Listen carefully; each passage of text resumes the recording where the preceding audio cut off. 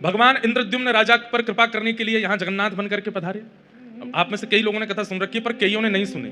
कल मुझे एक व्यक्ति बोले महाराज जी आप कई विषयों पे कह देते हैं कि आपने सुना है, पर हमने नहीं सुना है वो, तो इसलिए आप बोल दिया करो। हमें लगा कि भाई रिपीटेशन क्यों करें, पर कर देते हैं। इंद्रद्युम्न राजा थे, कहते हैं उन्होंने इतनी तपस्या की, सतयुग में उनकी तपस्या प्रारंभ हो गई थी और सतयुग में ही उन्होंने ठाकुर जी का मंदिर निर्माण करा दिया था। ये इंद्रद्युम्न राजा कौन है?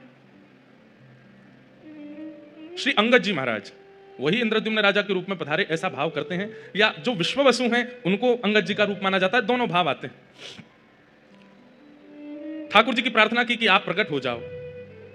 भगवान ने कितने युग प्रतीक्षा करवा करके इनको स्वप्न देकर के कहा कि मैं नीलमणि रूप में विराजमान हूं, नील माधव रूप में विराजमान हूं, लेकिन यह नहीं बताया कि कहां विराजमान हूं।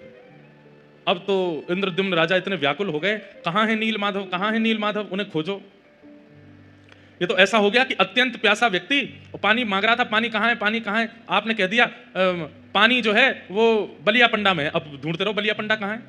आप बैठे दिल्ली, बंबई, कलकत्ता में और वहां हम कह रहे हैं बलिया पंडा में। अब ढूंढ, आजकल तो गूगल बता देता है बलिया पंडा कहां, पर तब तो नहीं था। ठाकुर जी ने केवल इतना कहा कि मैं नील माधव रूप में तुमको मिलूंगा, लेकिन कहां मिलूंगा, कब मिलूंगा, कैसे मिलूंगा, इसकी कोई उद्घोषणा नहीं की।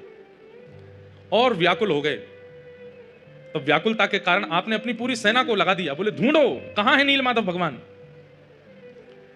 तभी आपके एक मंत्रिमंडल में थे श्री विद्यापति जी। वो विद्यापति भ्रमण करते करते करते करते एक बीहड़ जंगल में, जहां पर सबर जाति के लोग रहते हैं, जिन्हें कोल भील भी कहते हैं, वहां पहुंच गए। तभी वहां आपको एक परम सुंदरी ललिता नाम की कन्या दिखी। ये ललिता कौन है? ये विश्ववसु सवर की पुत्री थी, और विश्ववसु सवर के यहां ही नीलमाधव भगवान थे। देखो ठाकुर जी कैसी लीला करते हैं, अपना परिचय अपने आप ही कहीं ना कहीं से ठाकुर जी करा देते हैं, लेकिन परिश्रम आपको करना पड़ता है उनकी प्राप्ति के लिए। तो विद्यापति जी जैसी ललिता से मिले, ललिता इतनी सुंदर थी कि दोनों का प्रेम हो गया। ललिता ने जाकर के अपने पिता विश्ववसु जी से कहा कि मैं तो इनसे ही ब्याह करूंगी। विश्ववसु जी बोले ये ब्राह्मण हैं, हमको स्वीकार करेंगे? विद्यापति जी बोले नहीं, मुझे स्वीकार है। और ललिता जी का विश्ववसु जी से ब्याह हो गया। तभी विश्ववसु जी ने अनुभव किया कि रोज इनके ससुर जी, विद्यापति जी ने अनुभव किया कि इनके ससुर जी विश्ववसु सवर वो रोज सुबह कहीं जाते हैं, और जब लौट करके आते हैं तो कस्तूरी, चंदन, कपूर, केसर की अद्भुत सुगंधी आती है।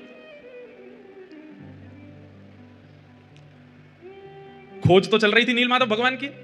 तो विद्यापति जी ने ललिता जी से पूछा कि आपके पिताजी सुबह सुबह कहां चले जाते हैं भोर में, और इतनी सुगंधी आती है उनमें से, कहां जाते हैं वो? तो उन्होंने बताया कि वो अपने ठाकुर की सेवा करने जाते हैं। क्या ठाकुर हैं? बोले नील माधव।